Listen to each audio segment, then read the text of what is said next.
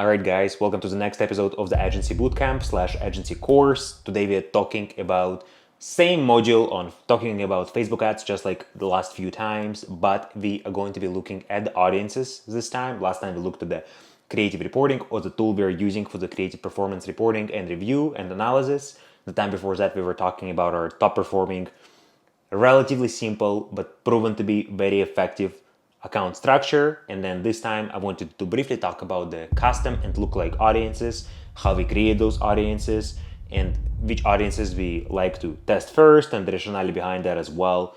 I think it's going to be a relatively short video, around 10 to 15 minutes tops, and then we will move on to the next video, which will be probably, we will see what it's going to be about, but we will continue talking about Facebook ads for a little longer, and then we will pivot to the operational side of the agency business, and then sales and marketing will come after that. So let's jump into it. So on my screen, you can see that I have pulled up the audiences section of Facebook Ads Manager or Meta Ads Manager or Meta Business Suite. There's so many different names now, all for the same thing. In summary, I'm looking in the audiences section of Ads Manager. The way you navigate here is if you're logging in for the first time, you will want to hover over the 3-bar section on the left-hand side of the Ads Manager menu, and then you will want to click on all tools, and then there you will see on the right-hand side under the advertise section, there will be a little button or tab called audiences. You will want to click on that tab. It's going to navigate you to this window here, which usually will not include any audiences. Even this one will not be present. I have a Klaviyo connection just because I already have set it up before, but imagine for the purposes of what we're talking about today, this screen is empty. So usually what we do when we go to audiences is we create custom audiences first. Before we can create any sort of lookalike audiences, we must have custom audiences first, which include actual real people who have engaged with our content either on the Facebook or Instagram, or have engaged with our website performing different actions. We will look at those actions in a second. And then lookalike audiences can be created based off those custom audiences, finding people who are most similar to the ones who have already engaged with your brand or with your customers or clients' brand. You will need to hover over the Create Audience button in the top left screen, and then when you click on it, you will see there's two options, Custom Audience and Lookalike Audience. As I already said, we usually start with Custom Audience, so you will click on the Custom Audience, and here you will see there's a few different options for you to create a custom audience. The way I like to do it is I like to create the top of funnel custom audiences first, which include your Facebook and Instagram page engagers, so people who are engaging with your ads on social media. The very first touch point they get to discover and see your brand is on their social media, obviously. So I like to start with either the Instagram page or the Facebook page. It's basically the same thing for the purposes of what we're trying to accomplish. We will go ahead and create the Facebook page engagers, and usually I will choose people who have engaged with our page up to 365 days. I like to go the biggest time range. You can play around with different time ranges or different audience retention lenses. I guess that's what I call it here. But I usually like to go the broad way so that we can retarget and capture as many people as possible in that group. And then the lookalike audience that we will be creating based off this custom audience will also be enriched with more data, and it will likely perform better than the lookalike audience that was created based off the smaller audience retention lens custom audience. So I will keep it at 365 days, and then I will usually just name it as FB or Facebook page engagers, and then I will say 365 days at the end to indicate that this is the audience retention lens that we are including for this particular custom audience. And then I will repeat this for create another custom audience for Instagram account. And then obviously you can choose your source out of different accounts. And then same thing here. I do not change or touch audience retention lens. I keep it at 365 days, which is the max. If you try to put 366 days, you can see you cannot do so. So 1 year is the maximum time frame for this particular custom audience type. For people who are engaging with you on the website, it goes only up to 180 days, which is still more than enough. But for people who are engaging with you on social media, Facebook and Instagram page, that's where we can go up to 365 days. Again, going back to here, I'm going to go ahead and name it as IG page engagers 365 days, and then create an audience as well. Usually it takes a little bit of time for the custom audience to populate and become available for use, around 24 to 48 hours. But it doesn't prevent you from setting up your campaigns and using those custom audience right away. Same goes for lookalikes. It might take around 24 to 48 hours to fully build out your audience, but you can start using it ahead of time. You don't have to wait for the full 48 hours for your audience to finish populating before you can start using it. You can just start using it, and then over time it's going to improve in performance as this audience becomes more enriched with data. So this is the first audience I like to create, and then after this I go ahead and create custom audiences for people who have engaged with my website. Again, for the purposes of e-commerce specifically, usually you will have people who are engaging with you on social media, again, because that's where you're running the ads, and then people who are engaging with your website, unless you run some sort of catalog ads or lead generation ads, which if you do that for e-com, unless you're building a pre-launch list or you're doing some sort of sweepstakes or giveaway, I'm not sure why you would do this. The general purpose of running the e-commerce ads is to generate revenue, so you're sending people to your website, and that's where they can make the purchase of the product that you're advertising in your ads. So website,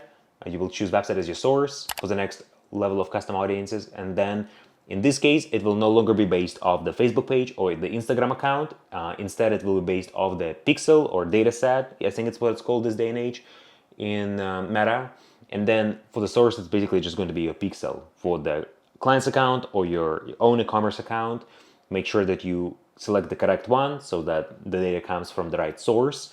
And then here in the drop down under the events is where we will be able to choose different types of events based on which we will be creating this custom audience. I like to start at the very top level, which is basically all website visitors, and not change that. You can see audience retention length is set to 30 days here, but I do like to change that to 180 days is what I will be putting here. You cannot go past 180 days as you can see, but 180 days should be more than enough to enrich this audience as much as possible and produce strong results when you start using it in the retargeting campaign or when you will be creating the lookalike audience for your top of funnel prospecting campaign for the new customer acquisition. So I will keep it at 180 days, or I will set it to 180 days, and then I will make sure to name it saying all website visitors 180 days. And then I will repeat this process to create more custom audiences for other events happening on the website, going down the funnel, which starts from, again, all website visitors that we have just created, then page viewers, then people who added to cart, then people who initiated the checkout, and then finally the people who have completed the purchase. I'm not going to create every single one of them, but just to show you, again, you will click on the website, you will change that to page view or view content. For me, I usually treat them as the same, and that's how I would imagine you would be setting it up on your end.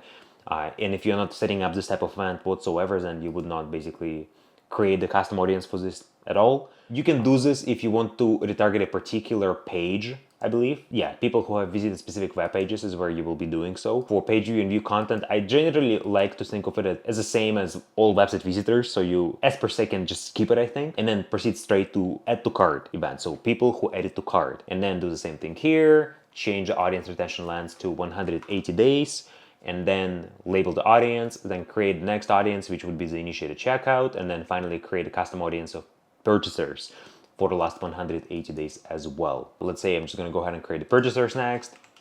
Purchasers, 180 days, create audience. And then once you have finalized all of your custom audiences, what you will do next is you will want to go ahead and create the lookalike audiences based on these custom audiences.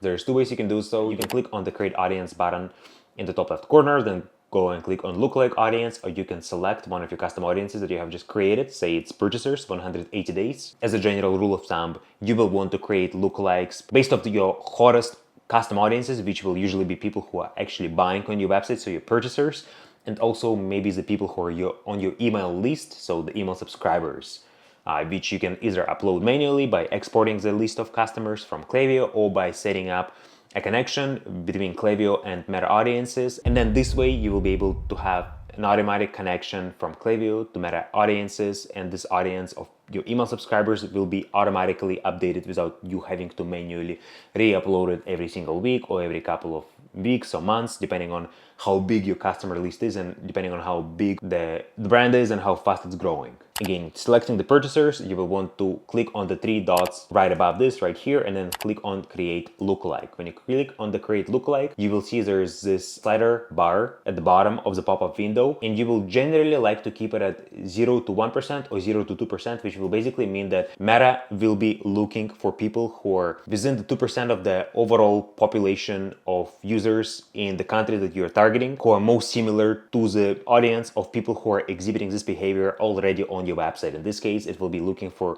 people who are most similar to your existing purchasers, 2% overall population of users in the particular country. For us, it's United States. For you, it might be Europe or something else, depending on where you're running your ads. If it's United States, then it will be the same. And then you will just click create audience, and that's it. That's how you create the lookalike audience. It's very straightforward.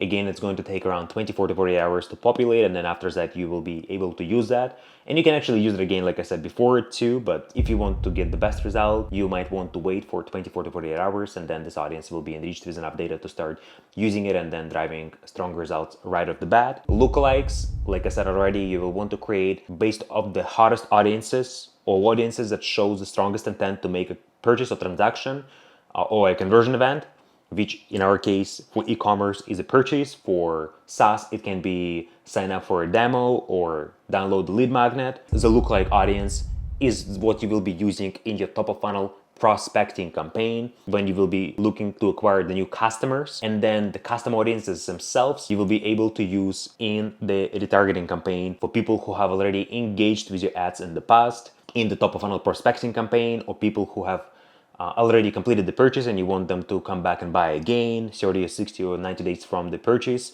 date. And that's where these custom audiences will come and play. Usually you will want to keep the budget allocation towards your targeting campaign, including all of these custom audiences in usually one ad set. I just like to group them all into one ad set and then let Meta do its thing, focusing specifically on providing the best creative and customer journey, which is a landing page. And then the lookalike audiences will be used again at the top of the funnel. And then the budget allocation between the two will be the retargeting campaign gets around 10 to 20% of the overall daily budget. And then your scaling campaigns focused on the new customer acquisition, or your top of funnel prospecting campaigns focused on the new customer acquisition will be getting around 80 to 90% of the overall daily budget. So that's how you will want to distribute that, because for the majority of the e-commerce brands, I imagine that for your clients and for your own e-commerce brand, it's the same. Your primary goal is a new customer acquisition, and then retargeting plays very little role, at least not until you're big enough where it starts producing a significant chunk of your overall revenue. At the very beginning, when you're just starting up, you will want to prioritize new customer acquisition as much as possible. So that's a little tutorial on how to create a custom audiences. I know it probably wasn't in as much of depth as you may have wanted it to be, but it's still good enough. So I will see you in the next episode, and that's it.